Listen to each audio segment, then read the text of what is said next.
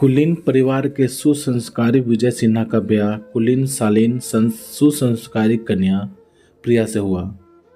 गोरी चिट्ठी, छरहरी काया, काले घने लंबे केस, नरगिसी आंखें, लंबी खड़ी नाक, गुलाबी की पंखुड़ियों से नाजुक गुलाबी होठों से विजय किसी लिहाज से 19 न थे। सुडौल गठा शरीर, लंबा कद, सुनहरा रंग, काले घने केस, बड़ी बड़ी सुंदर आंखों के बीच से निकली तीखी नाक के नीचे गुलाबी होठों पर सजी काली मूछें और सोने पर सुहागा अप्सर का पद। इस जोड़ी को देखने वाले के मुंह से अनायास ही निकलता, लगता है ये दोनों एक दूसरे के लिए ही बने हैं। भगवान ने बड़ी फुर्सत में इन्हें बनाया है। जोड़ियां आसमान से बनकर आती हैं, ये बात यहाँ खरी उतरती थी। एक दिन सिन्हा साहब के सहकर्मी पाटिल साहब की शादी की 25वीं वर्षगांठ की पार्टी में सिन्हा दंपति पहुंचे। मेहमानों से मेल मिलाप, हंसी ठिठोली के बीच, स्वादिष्ट गर्मा गर्म व्यंजनों के बीच मिसेज पाटिल के नए डिजाइन के वजनदार कंगनों की चर्चा गर्म थी, जो पाटिल साहब ने इस अवसर पर पत्नी को तोहफे में दिए थे। कंगन दे मिसेज सिन्हा की स्त्री सुलभ अभिलाषा का जागना सौभाग्य था। विवाहित स्त्री की श्रृंगारिकता वस्तुओं में सर्वोपरि स्थान रखने वाली वस्तुओं में गहनों की सूची में कंगनों का स्थान महत्वपूर्ण होता है। वैसे भी स्त्री और गहनों का चोली दामन का साथ होता है। पार्टी से घर पहुंचते ही मिसेस सिन्हा ने अगले महीने आने वाली उनकी शादी की 25वीं वर्षगांठ पर शानदार पार्टी आयोजित करने तथा तोहफे में मिसेस पाटिल के कंगनों जैसे कंगनों की फरमाइश पति से कर दी। प्राणों से प्रिय पत्नी प्रिया की हर फरमाइश सिन्हा साहब हमेशा पूरी करते आए थे, तो आज ना कहने का प्रश्न ही नहीं था। सो उन्होंने हामी तो भरी, किंतु अपने चेहरे के हाव भाव पत्नी से छिपा न सके। बच्चों की परवरिश, शिक्षा तथा भविष्य में उनके शादी ब्याह के खर्चों के बीच कंगन पर बड़ी रकम खर्च करना पति के लिए मुश्किल काम के साथ असंभव होगा। इस बात को पत्नी भली भांति जानती थी। अक्लमंदी व समझदारी से अगले ही पल वजनदार तरीके से अपनी बात रखी। सुनिए, मुझे किसी की देखा देखी करने की आदत नहीं। आप तो जानते हैं मैं हमेशा अपनी पसंद के गहने कपड़े पहनती हूँ। हूबहू मिसेज पाटिल के कंगन जैसे कंगन मेरे हाथों में देख लोग कहेंगे कि मैंने उनकी कॉपी की है, जो मुझे कतई पसंद नहीं। पत्नी की बात में छिपे मर्म को समझ सिन्हा साहब ने मंद मुस्कान के साथ हौले से गर्दन हिला चुटकी काटी। क्या तुम सच कह रही हो? यह मैं क्या सुन रहा हूँ? स्त्री भी कभी गहनों का मोह त्याग सकी है भला? बात यहीं खत्म हो गई।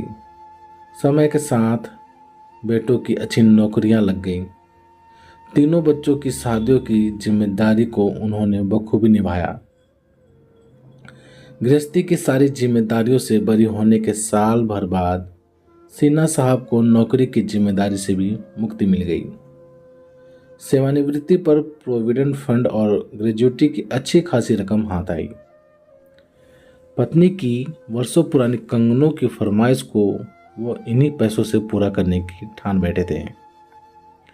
खूबसूरत डिजाइन के कंगन खरीद बाकी की रकम बैंक में सुरक्षित जमा करवा दी। सेवानिवृत्ति के बाद उनकी शादी की 50वीं वर्षगांठ थी। संयोग से आए इस सुंदर शुभ अवसर पर उन्होंने शानदार पार्टी का आयोजन किया। बेटी दामाद को खास न्योता देकर बुलाया गया।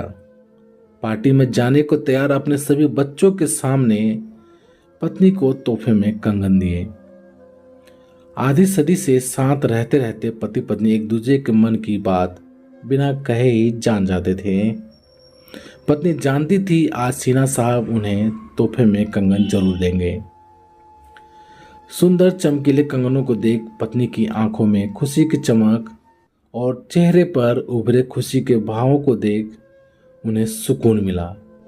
इस चाह को वे वर्षों से सीने में दबाए बैठे थे। कंगन हाथ में ले पत्नी ने कहा, इतने वजनदार कंगन लाने की क्या आवश्यकता थी? इस अधेड़ उम्र में मुझे कंगन पहनना देख लोग मेरा मजाक उड़ाएंगे, कहेंगे बूढ़ी घोड़ी लाल लगाम। यह तो बेटी बहुओं के पहनने के दिन है। जवान बच्चों के सामने उन्हें पहनना मुझे शोभा ना देगा। इसके आगे पत्नी के मुंह से निकलने वाले शब्दों को रुमानी चाल में, ऐ मेरे जोहर जबी तुझे मालूम नहीं, तू अभी तक है हंसी और मैं जवान, कह विराम लगा दिया। अरे प्रिय, तुम बूढ़ी कहाँ हुई हो और लोगों की परवाह करना छोड़ दो, अपने दिल की सुनो। गहने स्त्री धन होते हैं, इन्हें संभाल कर रखना। कल को मैं रहूं या ना रहूं, बुरे वक्त में यही तुम्हारे काम आएंगे। पत्नी ने प्रतिक्रिया व्यक्त की, क्यों जी, आप ऐसी बातें क्यों कर रहे हो? हमारे दो दो कमाऊ सपूत हैं, हमें चिंता करने की कोई आवश्यकता नहीं। समय का चक्र बुढ़ापे की बीमारियों से धीरे धीरे स्वाभिमानी सिन्हा साहब दवाखानों व दवाइयों के खर्चों का भार बेटों के रुख को देखते हुए उन पर नहीं डालना चाहते थे। पत्नी को निर्देश दे कहने लगे, मेरी बीमारी के खर्चों का भार तुम बच्चों पर मत डालना। महंगाई का जमाना है, उनकी गृहस्थी बाल बच्चों के खर्चे हैं। बैंक में जो रकम मैंने सुरक्षित जमा करवाई थी उसी से मेरा इलाज करवाओ। जब पत्नी ने बेटों से यह बात कही तो औपचारिक ना नुकुर के पश्चात उन्होंने इसे सहर्ष स्वीकार कर लिया। दिन ब दिन सिन्हा साहब की हालत गिरती जा रही थी। दुआओं ने काम करना बंद कर दिया था। मौत से जूझती जिंदगी एक दिन हार गई। पति के गुजरने के बाद पत्नी की बीमारियों ने जोर पकड़ा। अकेलेपन से बड़ा दुनिया में कोई रोग नहीं होता। पति की तरह बेटों की सोच को भली भांति समझ बची हुई रकम से वो अपनी बीमारी के खर्चे पूरे करने लगी। जमा राशि कब तक चलती? पैसों के खत्म होते होते सहसा उन्हें गहनों का ख्याल आया जो केवल अलमारी के शोभा बढ़ा रहे थे। अलमारी खोल गहनों का डिब्बा निकाला। डिब्बा खोलते ही उनकी नजर कंगनों पर पड़ी। मन में निश्चय कर एक कागज में कुछ लिखा और कंगन के डिब्बे में डालकर बंद कर दिया। कुछ दिनों बाद उनसे मिलने आई बेटी को उन्होंने कंगन का डिब्बा खोल चिट्ठी पढ़वाई। बेटी ने रुआसी हो गर्दन हिलाकर सहमति दे दी। एक के बाद दूसरी बीमारी को झेलती बूढ़ी काया कब तक टिकती? डॉक्टरों ने भी एक दिन जवाब दे दिया। बेटी से मिलने की इच्छा व्यक्त की तो बेटों ने फौरन बहन को खबर कर दी। माँ बहुत बीमार है, सीरियस है, डॉक्टरों ने जवाब दे दिया है। तुमसे मिलना चाहती हैं, फौरन चली आओ। बेटी दामाद फौरन पहुंच गए। माँ के प्राण बेटी में अटके थे। यमराज ने भी उन्हें बेटी से मिलने की मोहलत दे दी। उधार की सांसें चल रही थी। बेटी ने पहुंचते ही माँ को अश्रुपूरित नेत्रों से जी भरकर निहारा। सस्नेह माँ का हाथ अपने हाथ में लिया और स्नेह से सहलाने लगी। माँ ने जी भरकर बेटी को हसरत भरी निगाहों से देखा। लब हिले किंतु शब्द गले में ही अटके रहे। आंखें पथरा गईं, हाथों की पकड़ ढीली पड़ गई। रोती बिलखती बेटी के कानों में दोनों बेटों के आपस की खुसर फुसर सुनाई पड़ गई। माँ के अंतिम संस्कार की जिम्मेदारी लेने वे एक दूसरे का मुंह ताक रहे थे। चेहरे के हाव भाव पर बेटी ने माँ की अलमारी खोल कंगन का डिब्बा निकाल भाइयों के हवाले कर दिया। बड़ी हसरत से दोनों ने डिब्बा खोला। चिट्ठी के हाथ आने पर दोनों के मन में समान विचारों ने जन्म लिया कि माँ वसीयत कर गई है।